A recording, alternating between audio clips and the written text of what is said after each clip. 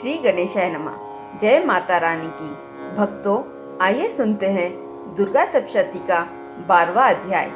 देवी बोली, जो पुरुष एकाग्र होकर इन स्तोत्रों से नित्य मेरी स्तुति करेगा, उसकी सभी बाधाएं मैं निसंशय नाश कर दूंगी। और जो मधुकैटभ का नाश, महिषासुर का घात एवं शुंभ निशुंभ इन दोनों का वध आदि का कीर्तन करेंगे, और जो एकाग्र होकर अष्टमी, चतुर्दशी, नवमी तिथियों में भक्ति पूर्वक इन मेरे उत्तम चरित्रों का महात्म्य सुनेंगे, उन्हें किसी प्रकार का अनिष्ट स्पर्श नहीं कर सकेगा।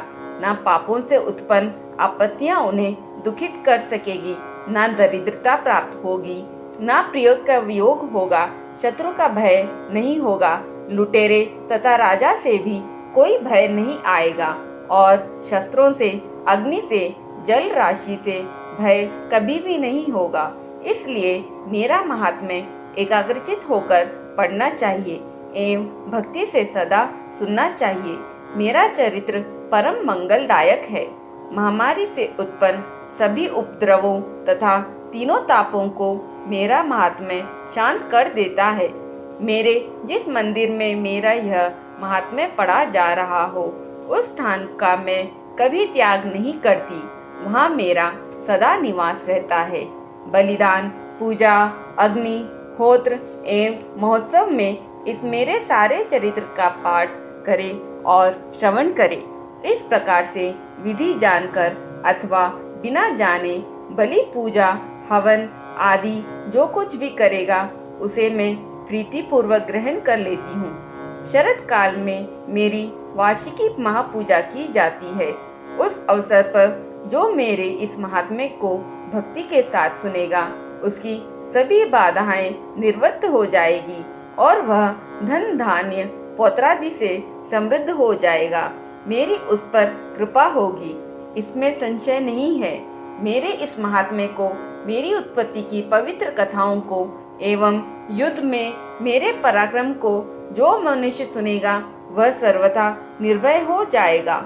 मेरे महात्म्य सुनने वाले पुरुषों के शत्रु नष्ट हो जाते हैं, कल्याण प्राप्त होता है और कुल आनंदित रहता है। सभी शांत कर्मों में स्वप्न देखने पर, ग्रहों की दारुण पीड़ा होने पर मेरा महात्म्य श्रवण करें, उसके सभी उपद्रव शांत हो जाते हैं। ग्रहों की दारुण पीड़ाएं निवृत्त हो जाती है। मनुष्य का देखा हुआ बुरा स्वप्न सुख स्वप्न हो जाता है। ग्रहों द्वारा पीड़ित बालकों के लिए यह महात्म्य शक्तिदायक है। मनुष्य में फूट हो जाने पर यह महात्म्य मित्रता कराने में परम उत्तम है। सभी दुराचारियों के बल को भली भांति नाश कर देता है। पढ़ने से ही राक्षस, भूत, पिशाच आदि का नाश हो जाता है और मेरा यह सारा महात्म्य मेरी सन्निधि प्राप्त करा देता है। पुष्प, अर्घ्य, धूप, गंध तथा उत्तम दीपों द्वारा मेरे पूजन से, ब्राह्मणों को भोजन कराने से, होम से, प्रतिदिन के अभिषेक से और भी अनेक प्रकार के भोगों के दान से वर्ष भर जो मेरे अर्पण करके आराधना करते हैं, इससे जो मुझे प्रसन्नता होती है, वही प्रसन्नता मेरे इस महात्म्य के एक बार सुनने से ही हो जाती है। इसे सुनते ही सभी पाप नष्ट हो जाते हैं, फिर आरोग्य प्राप्त हो जाता है। मेरी उत्पत्तियों का कीर्तन तो सभी भूतों से रक्षा करता है। युद्ध में वर्णित मेरा जो चरित्र दुष्ट दैत्यों के नाश करने वाला है, उसके श्रवण करने पर पुरुषों को बैरियों से किसी प्रकार का भी भय नहीं रहता। हे देवतागण, तुम लोगों ने जो मेरी स्तुतियाँ की है एवं महर्षियों ने जो की है और ब्रह्मा जी ने की है, वे ही सभी मंगलमयी बुद्धि देती है।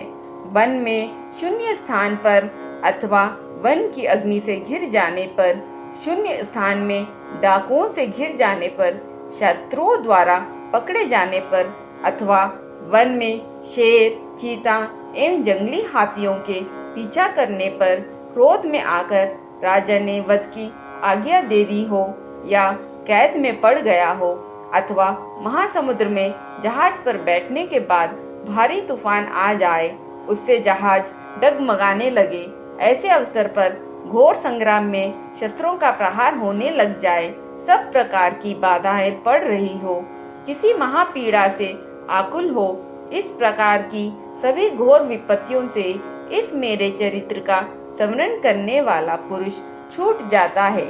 मेरे प्रभाव से शेर आदि हिंसक डाकू तथा शत्रु मेरे चरित्र के स्मरण करने वाले पुरुष से सभी दूर भाग जाते हैं।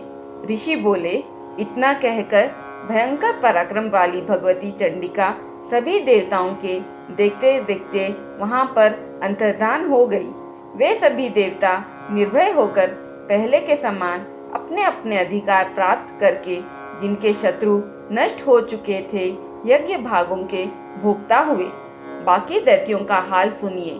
जबकि देव शत्रु शुंभ युद्ध में मारा गया, जो शुभ जगत के विध्वंस करने पर तुला हुआ था, भयंकर पराक्रमी दैत्य था, उसके मारे जाने पर और फिर महापराक्रमी निशुंभ के भी मारे जाने पर बाकी बचे खुचे दैत्य पाताल में भाग गए। हे राजन, इस प्रकार भगवती जगदम्बिका नित्य स्वरूपा देवी पुनः पुनः प्रकट होकर जगत की रक्षा किया करती है। यह देवी जी विश्व का मोहन करती है, वही जगत को पैदा करती है, उसी के आगे प्रार्थना करने पर संतुष्ट हो जाती है, फिर विज्ञान एवं रिद्धि प्रदान करती है।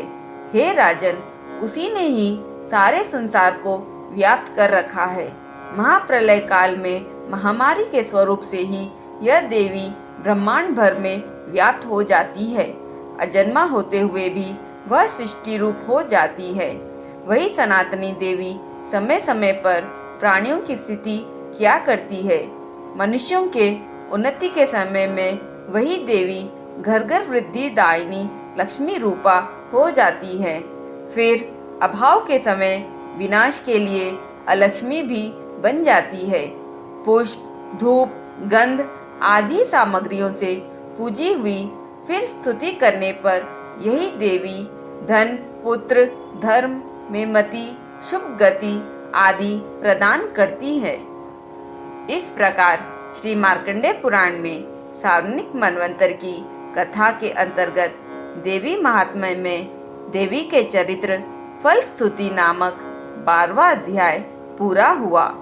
एक बार प्रेम से बोलिए, जय मां शेरावाली की।